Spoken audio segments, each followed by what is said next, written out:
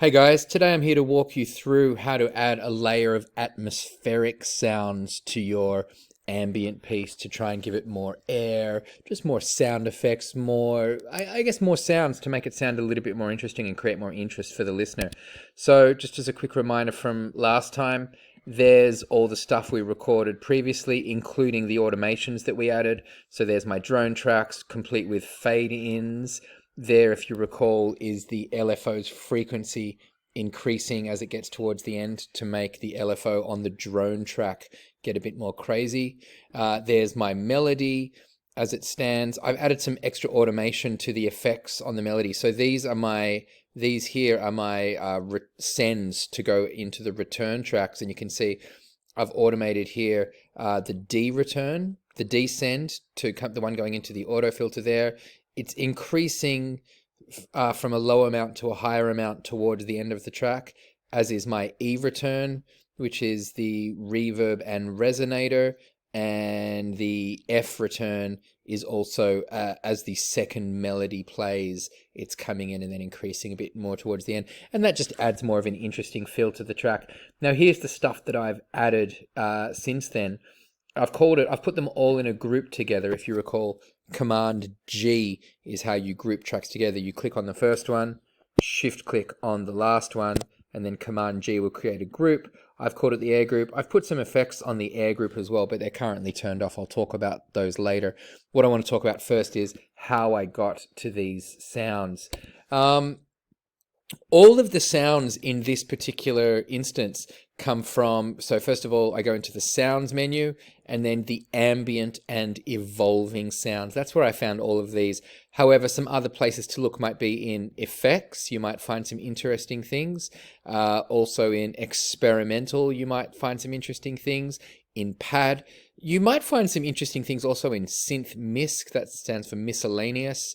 You'll be surprised what you can find just by looking around, but in today's example, all of these examples come from the ambient and evolving category. So the first one is called the all alone pad.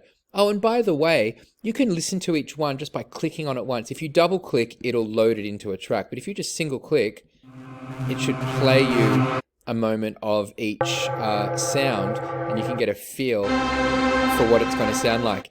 If it's not playing when you click on it, it just means you need to press this little button here. This little button with a headphone icon means it will preview the sound for you as you play it. You can see I just turned it off, and now if I click on one, you don't hear it, and you just don't hear it. So if you click on the headphone icon, then you get to hear the sounds. And as I'm clicking through them, you can hear that some of them are appropriate for ambient music, such as this one. And this last one didn't sound like it would go so well. But you can see I've got a ton of them in this category here, the ambient and evolving category, because I've installed so many packs. I shared with you in our first or second week of class where all these packs are.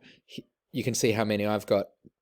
You can add as many as you want, and you'll just get more sounds. So here are the sounds that I've got. The first one that I decided to use is called the All Alone pad, and I'm just going to play a bit of it for you because I really like it. First of all, please note that I've turned off, for this example, I've turned off all of my return tracks because I want you to hear the sounds without the returns, and then we'll add them later, because you can see here on my air group I've got a lot of returns going on there. So here's the first one, the All Alone pad. When I play it low, it sounds like this. You can see in here, well, you can hear, I should say, it's got a lot of reverb built into it. And these are the macro controls, and you can always fiddle with these to see what you want to do with them. For example, here's the color control. As I increase that, it changes. It's hard to define in words exactly what it's doing, but it's definitely changing the sound. You can hear something going on there. And I'm pretty sure that if you were to fiddle with the color control and the tone control, you could find just the right balance that you need.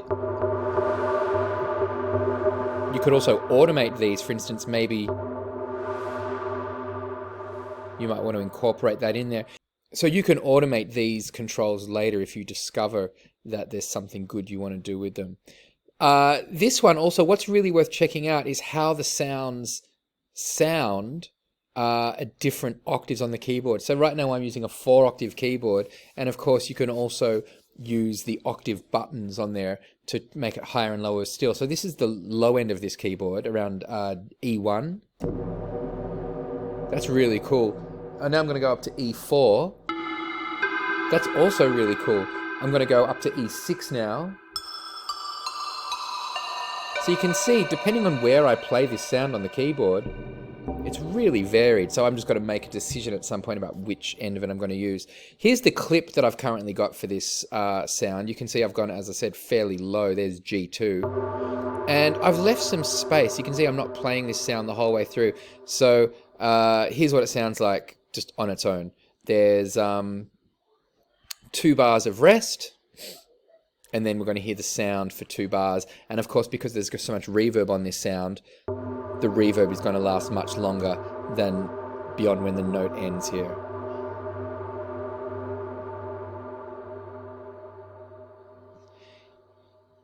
And here it comes again.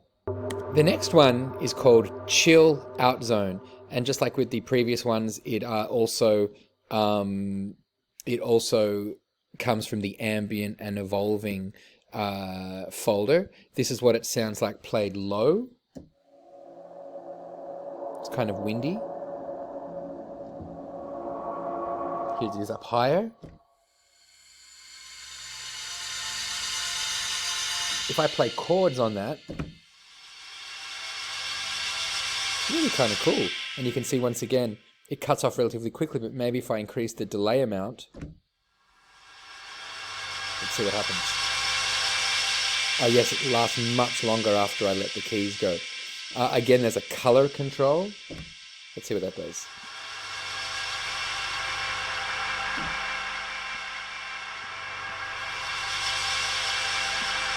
It's really interesting what that does there. What about this one?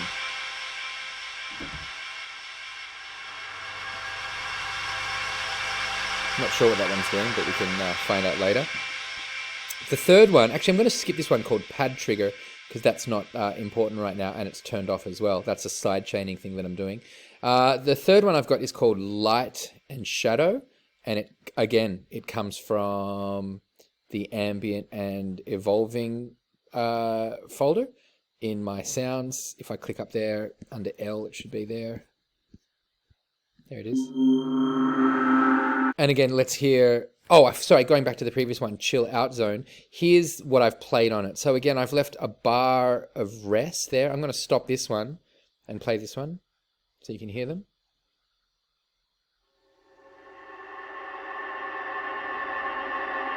So I'm just playing octaves on C. This time I'm going to play these two together so we can hear what they sound like, the first and the second one. But I'll start it so they start at the same time. Here it goes. Now you can see the two of them together.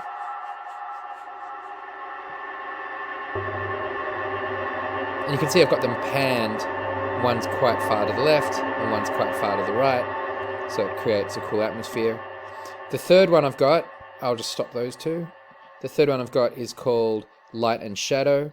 This is the, you can see I've played a bit of a melody on there. This is what the sound sounds like at the lower end of the keyboard. Interesting that even though I played that low note, you can see the low note come through, but there was a high note that started it. So when I play it in the middle of the keyboard, and here's some high notes. Here's the clip that I've got for it. Now, even though these are sound effects, you can hear that these sound effects have a note. They're pitched. So I've kept them in the right key. I'm in C major. All of these notes you can see are in C major. There's no black keys. Here's what the other two clips sound like with that one. And you can view them all at the same time. There they are. And finally, the last element that I'm going to add is called glass filtered verb noise. Of course, verb is short for reverb, and this is what this one sounds like. low on the keyboard. It's kind of windy, isn't it? And you can see reverb time. It's got reverb built into it. Here's high up on the keyboard. It's a bit more hissy. Could open up the resonance. Really mess with the filter there. Again, that's a kind of cool. I might think about automating that later. Here's the clip that I played for that one. And you can see this time sort of in contrast to the All Alone pad. You can see there's the glass filtered verb noise. There's the All Alone pad. So they're kind of talking to each other. And I might move that over to the right. And here's what they sound like together. Those two. One on the left, one on the right. There they are, both of them at the same time now. They've both got long reverb tails, so they really carry over. Here's what all four of them sound like at the same time.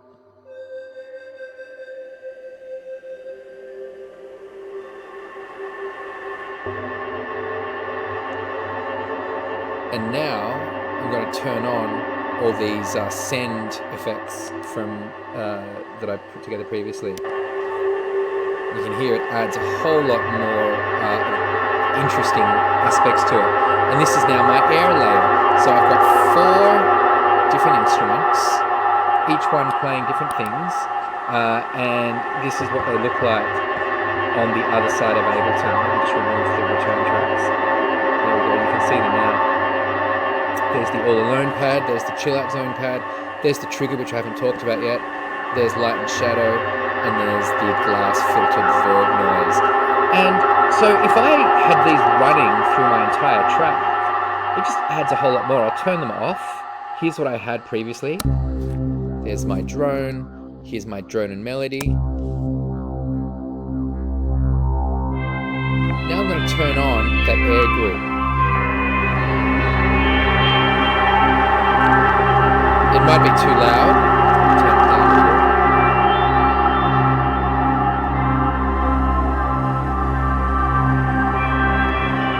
Now again, I'll turn it off so you can hear how much effect it's having.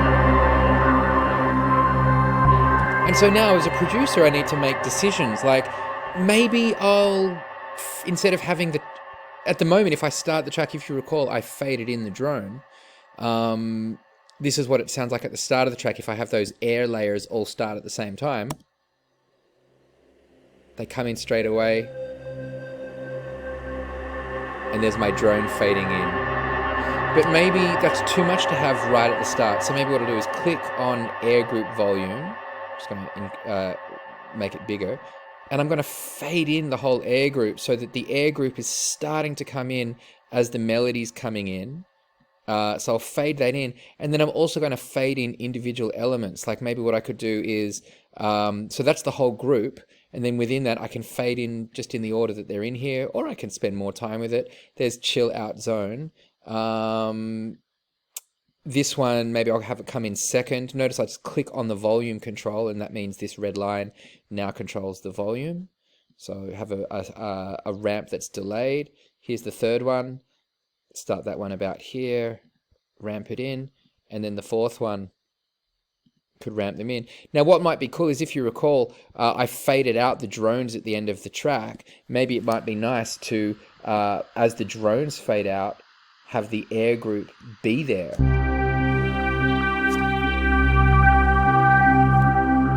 I'll just fast forward a little. So here's the drones fading out now. And the air group's still in there. So maybe I could fade these out really gently. Let's see. We're all done and dusted by here, by 117. Maybe I could fade the air group out by about 129 or halfway around there, 125 or something. And that way, as the drones are gone, because that's probably too much. Oops.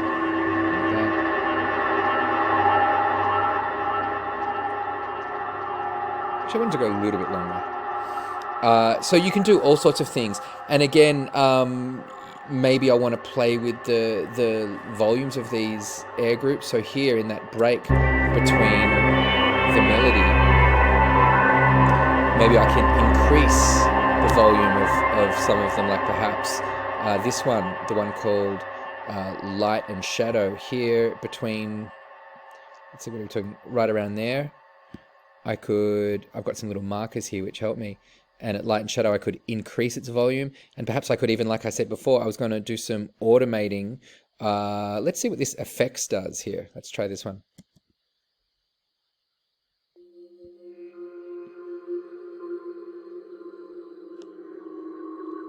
Yeah, that's some kind of LFO thing. It might be fun to sort of bump that up during that little break there. And let's see, I had another one. Here's another one, maybe with the sound, the glass filtered verb noise at around that same time. I should get that to come in earlier. So just delete those nodes there.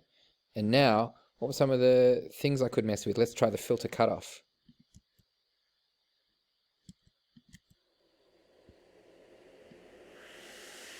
Yeah, so I'm going to, during that same time frame, I'm going to increase the filter cutoff to go sweep right up.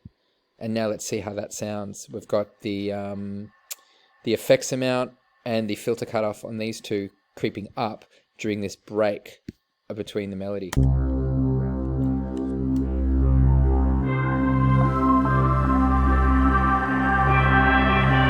Oops, let me start it there.